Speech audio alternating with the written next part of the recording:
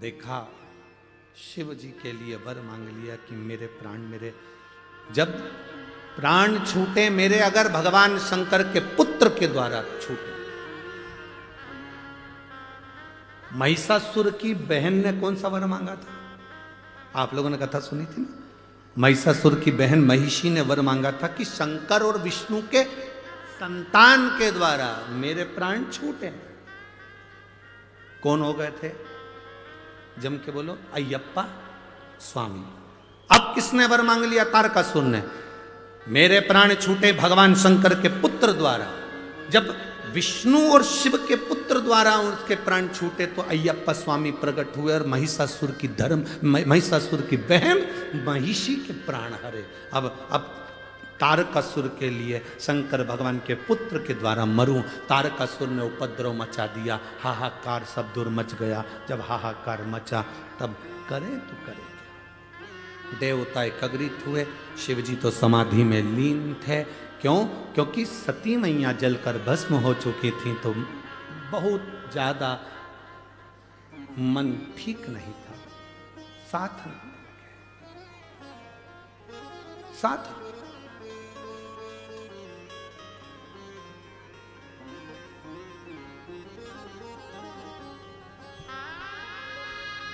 एक व्यक्ति ने प्रश्न किया, गुरुजी हम आपसे एक बात पूछना चाहते हैं। शंकर भगवान देवता है ना? हाँ। देवादिदेव महादेव है ना? हाँ। तो अपनी धर्म पत्नी सती के लिए इतने क्यों रोए?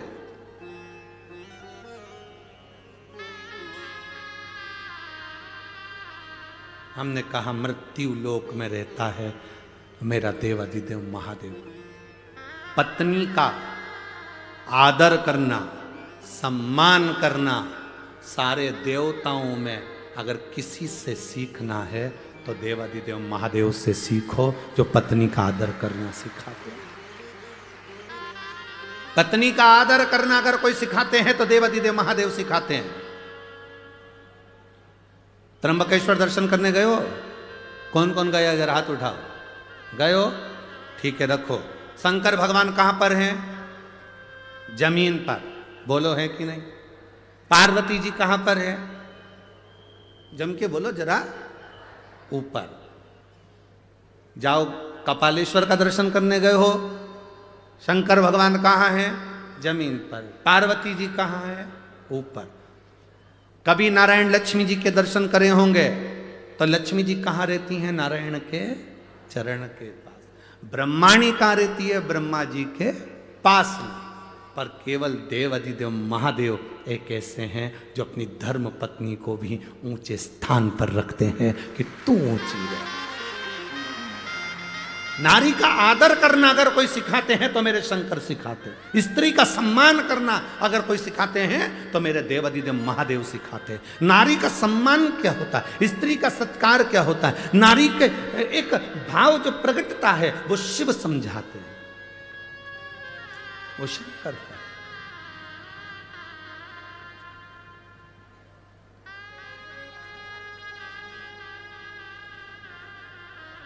हम शिव जी से सीखें, हम देवादिदेव महादेव से सीखें कि नारी का आदर, नारी का सम्मान, नारी का सत्कार क्या होता है।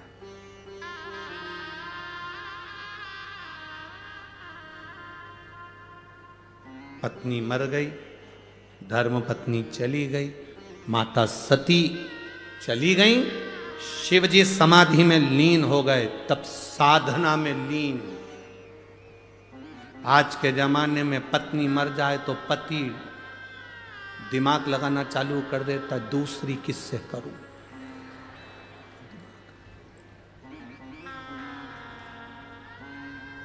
पंद्रह 16 20 साल के बच्चे हो गए, लड़कियां कॉलेज पढ़ रही और इसको शादी करने की डाई लगा लगा के।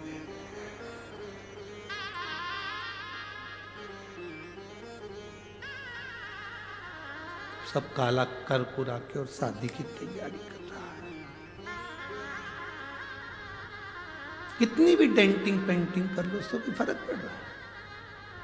वो विचार कर रहा है कि मेरे को शादी करना, बेटी कॉलेज पढ़ रही है, बेटा कॉलेज पढ़ रहा है, उसको शादी, पत्नी चली गई, भगवान शंकर विवाह करने के लिए आतुर नहीं, भगवान शंकर तप साधना में डूब गए। यह हमारा शास्त्र कहता है। धर्म पत्नी के लिए शिव कितना आदर रखते होंगे सती के लिए कि नेत्र बंद करके बैठ गए। हजारों वर्ष निकल गए, शिव की समाधि नहीं टूटी, हजारों वर्ष, उठना ही नहीं चाहते, क्या करेंगे? और ये रोज पत्नी चले जाए तो मोबाइल पर ब्याहशादी.com निकाले। हाँ ये ठीक है, 68 साल की, तो मैं भी तो 76 का, ठीक।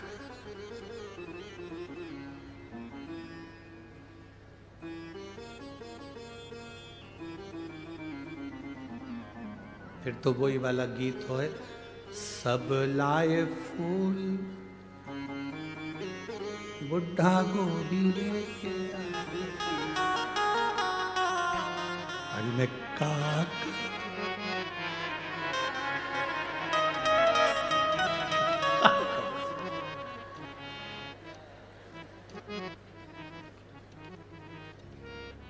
कहा। अरे भाई,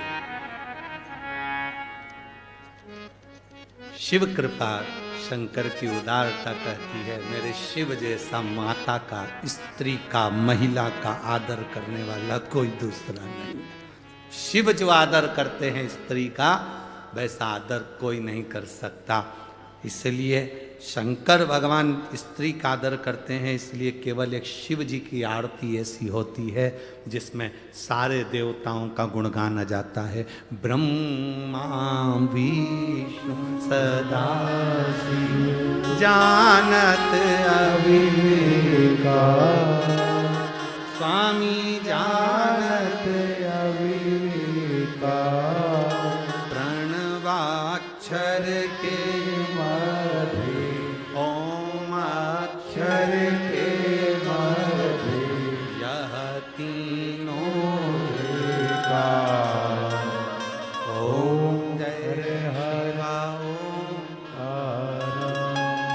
तत्व है।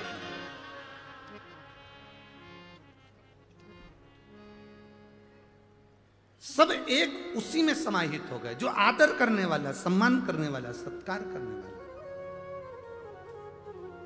उसी में सब समाहित हो गए। शिव जी के नेत्र नहीं खुले, भेजा कामदेव को, भगवान शंकर का नेत्र खुल गया।